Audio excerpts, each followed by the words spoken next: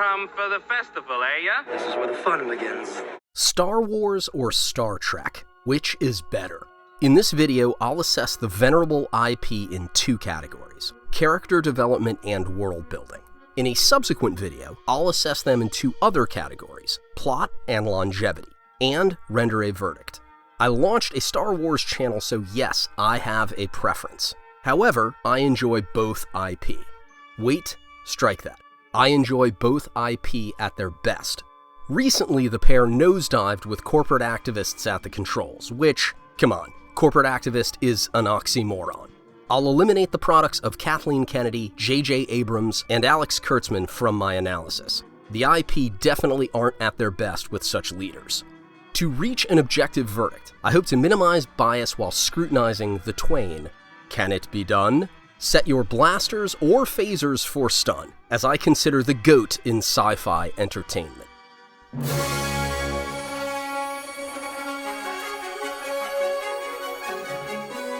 Welcome to Galactic Initiative. I'm your host, Jeff. The first category for consideration is character development. Star Wars isn't known for character-driven stories, nor should it be. George Lucas created the saga from a combination of personal experience, adventure serials, Kurosawa films, world history, and mythology.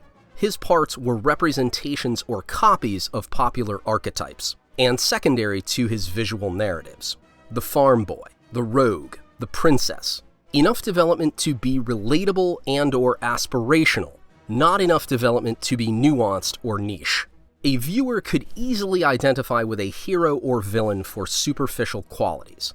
Han Solo has a cavalier attitude. I like his swagger. Darth Vader embodies power. I like his no-nonsense approach. It didn't feature many complicated characters and subtle motivations. Straightforward was one of its appeals. Star Wars can, arguably should, be classified as fantasy, not sci-fi. Another argument for another day. It had more in common with fairy tales than the sci-fi classics of Arthur C. Clarke and Isaac Asimov. Why do I mention them? Clarke was a mathematician and physicist. Asimov was a biochemist. Gene Roddenberry, Star Trek's creator, asked his peers to be consultants, and Asimov eventually agreed. So, Star Trek is recognized for complex character-driven stories. Its primary format, television series, required them to spark interest and build loyalty. Its writers examined characters' personalities, motivations, and backgrounds to fill over 20 episodes per season. Its concept, exploration, drama, and allegory warranted such examination. Watchers, the Watchers, formed relationships with characters, grew to know them as if fiction were a reality. On average, an 18-hour season versus a 2-hour film. Together, Lucas's 6 Star Wars films didn't equal one season of Star Trek. TOS, TNG, DS9, Voyager. Thus, Star Trek could and intended to, essentially had to, leverage each of its characters. Promotions and demotions based on popularity occurred, and aliens were frequently highlighted. More about them later. In 1973, when asked about sci-fi on screen, Isaac Asimov said, Star Trek was, in a sense, the sanest, the most meaningful. It tackled real social problems. It was not devoted entirely to adventure. And most of all, it had fully realized characters. Final decision, Star Trek surpasses Star Wars for character development. The second category for consideration is world building. Star Wars brought fictional settings with original alien life forms and droids that provided a full, rich galaxy of adventures. The Devastator, Jawa's Sandcrawler, Mos Eisley Cantina, and Death Star wowed audiences. In terms of quality and scale, nothing like them had ever been seen.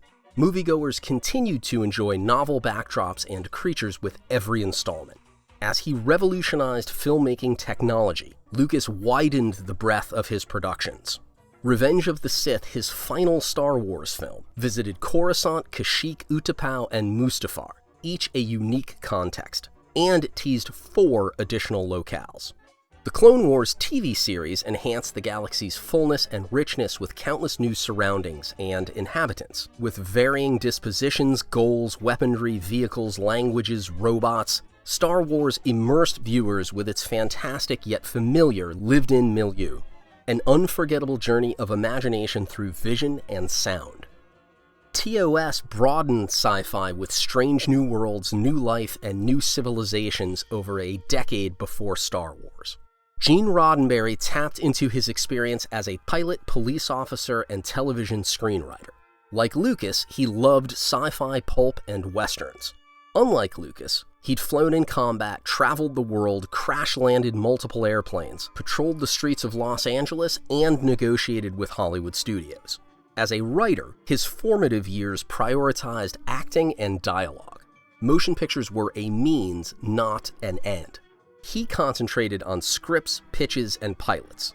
Though fresh for its day, Star Trek's melodrama and campiness often overshadow its world-building now. TOS didn't deliver awe-inspiring visual effects, but its exotic planets, life forms, and space phenomenons began a legacy.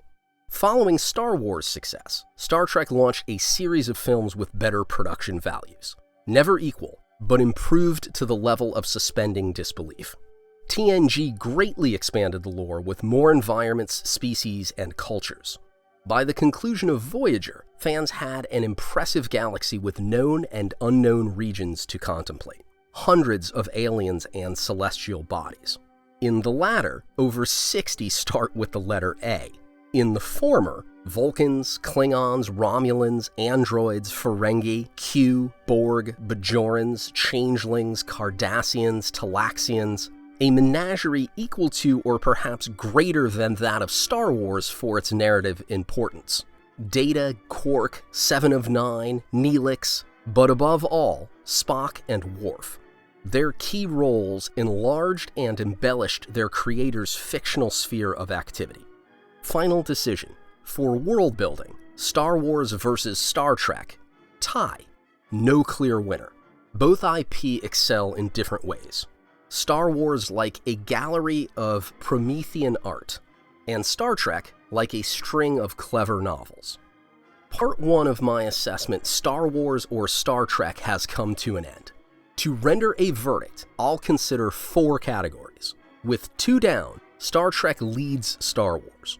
Today, I covered character development and world building. Star Trek prevailed in character development based on its primary medium, television, which required character studies to compile episodes and retain viewers, and its nature, exploration, allegory, etc. Neither IP triumphed in world building. Star Wars' immersive visual storytelling offset Star Trek's abundance of alien cultures and planets. Thank you for watching. Subscribe to my channel Galactic Initiative so you won't miss part 2 of Star Wars or Star Trek with the categories plot and longevity and my verdict. Until then. Galactic Initiative is not authorized or endorsed by Lucasfilm Limited. The name Star Wars and all related materials are registered trademarks of Lucasfilm Limited, a subsidiary of the Walt Disney Company, all rights reserved. Galactic Initiative is a registered trademark, and other product and company names are trademarks of their respective holders. Use does not imply affiliation or endorsement.